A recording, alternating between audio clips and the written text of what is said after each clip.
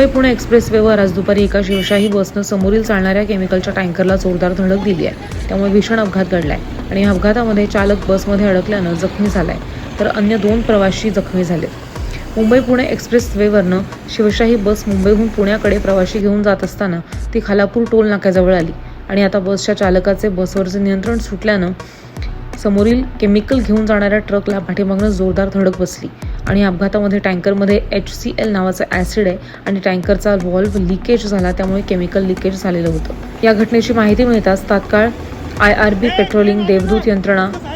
delta force, Maharashtra सुरक्षा बल, अपघातग्रस्त टीमचे सदस्य, खालापूर पोलीस, महामार्ग पोलीस आदी तात्काळ घटनास्थळी दाखल झाले आणि बसमध्ये अडकलेल्या प्रवाशांना बाहेर काढून केबिनमध्ये अडकलेल्या चालकासह बसमधील प्रवाशांना सुखरूप बाहेर काढण्यात आलं